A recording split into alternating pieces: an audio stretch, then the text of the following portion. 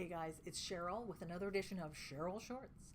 And today I want to talk a little bit about the uncertainty, especially right now. We've got this COVID virus around us, and there's so much negative news, negative information.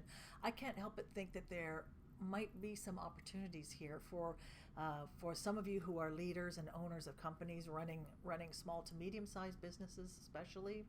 You know, everybody deals differently or reacts differently to uncertainty.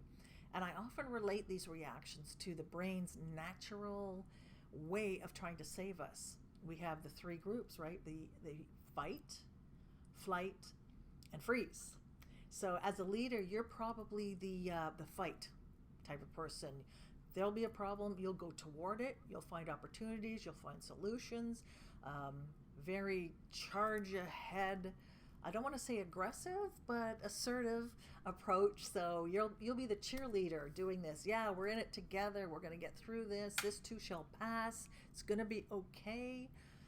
And that's fine for you if you're like that. That's your attitude, and that's cool. And if you have some employees who work for you with that same mindset, it's great for them. They're happy with that. They're content.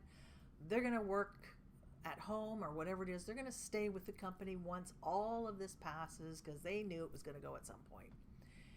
Now, when we get to the flight and the freeze people, let's take a look at the flight. These are the ones who tend to run away from something like this. It's really scary. It's frightening for them. So they have a higher level, sort of a medium to high level of stress versus your lower level.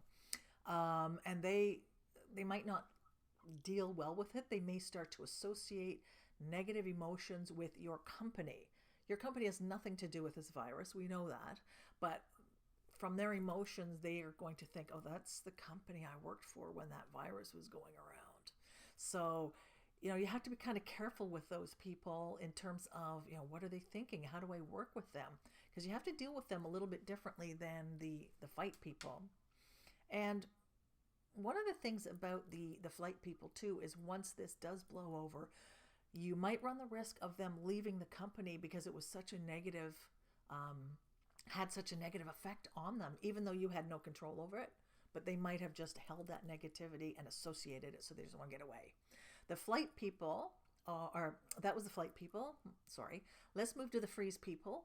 They're the ones that just kind of stand still. They are overwhelmed. They're high stress. They don't know whether to step left, step right, stay in the middle. They don't know what to do. They don't want to leave. They don't want to stay, but they can't think straight. They can't make decisions. They want some kind of assurance of what's going to happen, not just in words, but, they're just really feeling so high stressed about this. And there's a chance that when it does pass, they're going to also, they might leave like the flight, or they might be on extended stress leave because it will be like PTSD for them, high stress. So the impact all around on your business obviously is going to be, losing people. So it's money and time, right? Training new people, bringing them on board, or just having people out on stress leave. That's also a negative impact on your business. Okay, so what do you do about this? First of all, if you are a leader that's a fighter, which you probably are if you're leading the company, trying to understand how they feel and how strong this is impacting them is really, really important because it takes such a toll on everybody. I know it's not as bad, if you will, as it is for people in war-torn countries who live with uncertainty every day of their lives for years. But if you can just look at it from an internal aspect for those flight and freeze people, it's very similar for them in terms of the emotional toll it's taking.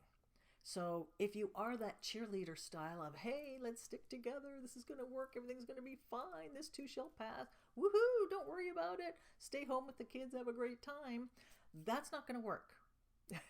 That's not going to work with them because they're going to feel it's very insincere. They're going to feel like you're just kind of sweeping things under the carpet.